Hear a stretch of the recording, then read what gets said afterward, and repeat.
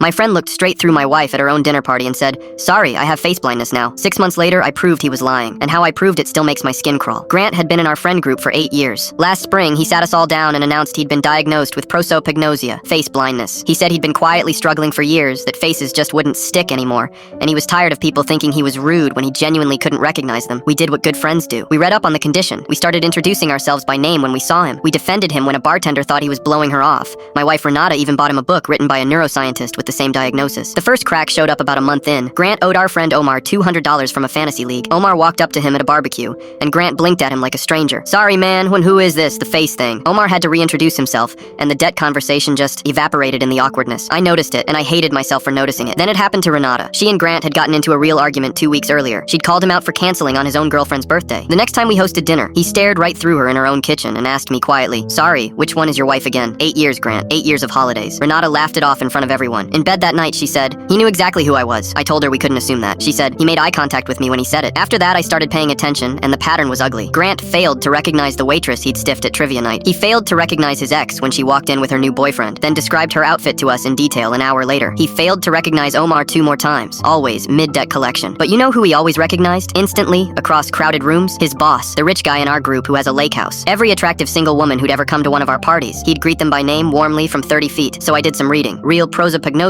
doesn't have a guest list. People with it often can't recognize their own mother, their spouse, sometimes their own face in a mirror. They rely on hair, gait, voice, clothing, and they don't suddenly recover recognition when someone useful walks in. It's not selective. It's certainly not strategic. I still didn't want to believe it, so I ran a test, and I told no one, not even Renata. Grant had been hinting for weeks that he wanted an invite to my company suite at the stadium. I get tickets twice a season through work. I shaved my beard of 6 years, got new glasses, wore a hat, and showed up at the coffee shop where he works remotely on Thursdays. If any version of me should be hard to recognize, it was that one. He spotted me through the window. Before I even reached the door, he was waving. "Yo, there he is! Sweet guy!" Big grin. Knew me in under 2 seconds. In disguise, through glass. 2 weeks later, at Omar's housewarming, I watched him do the blank stare at Omar again. Same Omar, same face, unchanged, and something in me just finished. I didn't blow up. I asked him in front of everyone, one calm question. "Grant, how'd you recognize me at the coffee shop with no beard and new glasses from across the street, but you can't recognize Omar from 3 feet away for the 4th time?" The room went silent. Grant's face did this thing, a flicker of calculation, then the mask. He started explaining that the condition fluctuates, that stress makes it worse. Omar quietly said, "You owe me $200, and my face has been unrecognizable since the day you owed it." Somebody laughed, then somebody else. Not with him, at the whole rotten machinery of it, finally visible.